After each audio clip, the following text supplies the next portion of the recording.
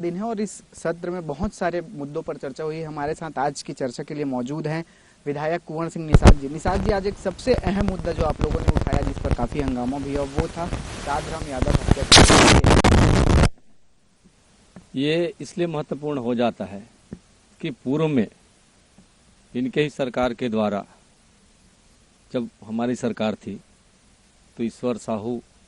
के बेटे का जब हत्या हो जाता है और उसके लिए इन्होंने न्यायिक जांच की मांग की, सीबीआई जांच की मांग की, मुआवजा की बात की, नौकरी की बात की, और आज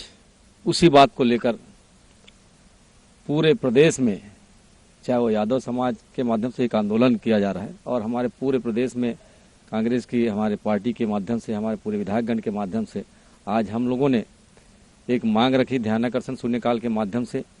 स्थगन लाया जाए और उसमें चर्चा कराया जाए, क्योंकि एक बड़ा मुद्दा है, गृह मंत्री का क्षेत्र है और वहाँ पर ऐसे दर्दनाक घटना हो जाती है कि एक गौ सेवक साधराम की हत्या गले को चीर कर दी जाती है, बेदर्दी के साथ मार दिया जाता है, लेकिन उसके लिए सरकार के पास इतनी संवेदना नहीं है। यदि आप सबको समान रूप से देखते हैं तो साधराम के परिवार को भी एक न्याय मिलना चाहिए, इसका हम लोग मांग कर रहे हैं। उसे न्याय मिलने की उम्मीद भी रखते हैं, क्योंकि ये गृह मंत्री का क्षेत्र है। जब कहीं हत्या होते थे, कहीं बलात्कार होते थे, कहीं अपराध होते थे, तो माननीय गृह मंत्री जी पूरे लाव लश्कर के साथ वहाँ जाकर मांग करते थे और न्यायिक जांच की मांग होती थी। तो आज हमने भी मांग की है कि जैसे आपने ईश्वर साहू के लिए सीबीआई जांच की घोषणा की है, अलग से सेल की घोषणा की, तो यहाँ भी साधराम के परिवार को न्याय की उम्मीद है कि उनके भी परिवार को सीबीआई जांच की उम्मीद और सीबीआई जांच होनी चाहिए, हमारी प्रमुख मांग रही है। बीजेपी कह रही है कि भाई इतनी बड़ी धारा लगाई गई है यूएपीए, उसके बाद भी, क्योंकि वो आतंकवाद को लेकर वो धारा लगाई जाती है, उसके बाद भी पुलिस जांच कर रही है, अगर जरूरत पड़ेगी तब इस पर जांच करवाएंगे। और देखिए, अगर वो स्पष्ट हैं, अगर न्यायिक जांच पे भरोसा रखते हैं, तो यदि पूरे सदन में विपक्ष के सदस्य के लोग के द्वारा एक मांग सामूहिक रूप से आई है न्यायिक जांच की, तो उसे सदन में घोषणा कर देनी चाहिए। व्यक्तिगत एक विधायक ने नहीं मांग की, पूरे सदन में विपक्ष के सारे सदस्यों ने मांग की है।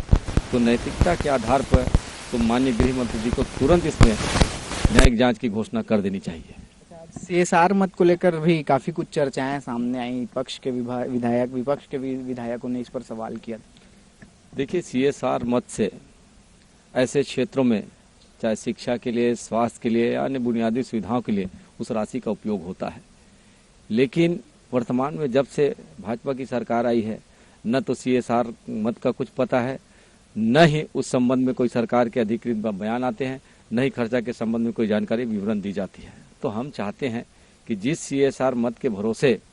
बहुत से ऐसे विकास कार्य, उन्नयन के कार्य किए जाते हैं, शिक्षा की बुनियादी सुविधाओं को मजबूत किया जाता है, स्वास्थ्य की सुविधाओं का विस्तार किया जाता है, ग्रामीण क्षेत्रों में छोटे छोटे निर्माण काम किए जाते हैं, अन्य चीज़ों का यहाँ पर विस्तार किया जाता है। तो यदि सीएसआर मत के माध्यम से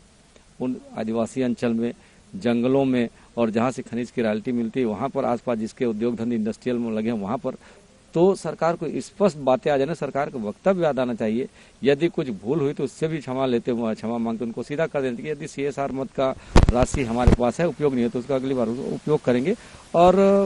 बजट में प्रावधान करके करेंगे। लेकिन समझ में नहीं आ रहा है कि ये कहते कुछ और हैं, करते कुछ और हैं। लगता है कि पूरा घालमेल चल रहा है और सीएसआर मत को कहीं ना कहीं ये किसी अन्य चीज में खर्चा करने का इनका प्लान तैयार है, ऐसा लगता है। आपने भी एक सवाल लगाया था पंचायत, जनपद पंचायतों में जो राशि आती है उसका बिल वाउचर को लेकर। कंटिजेंसी के माध्यम से लगभग 2 से 3% की राशि कटती है सांसद निधि और विधायक विकास निधि को छोड़ के। बाकी बहुत सी योजनाओं के लिए सरकार पैसा देती है, उस पैसे का उपयोग जनपद के माध्यम से संबंधित जनपद पंचायत को, आरईएस को, ग्राम पंचायत केवल बिल लगा देने से अधिकारी लोग केवल धांधली कर रहे हैं। तो उसका स्पष्ट जवाब मुझे भी नहीं मिल पाया। और साथ ही इस जनपद में भी एक मद होता है डीएमएफ का, है ना, उसके माध्यम से भी राशियां आती हैं, लेकिन 2 साल से ये राशियां पंचायतों को नहीं मिला है, नहीं आरईएस को मिला है, न जनपद को मिला है। तो इसकी मैंने मांग की है, लेकिन मुझे संतोषप्रद जवाब नहीं मिल पाया। फिर मैंने इसे दोबारा इसकी मांग की, तो उन्होंने कहा कि मेरे पास पर्याप्त आंकड़े नहीं है, पर्याप्त जानकारी बाद में उपलब्ध कराऊंगा, तो मैं पूरी जानकारी लेकर ही शांत बैठूंगा। ये मेरा उनके प्रति एक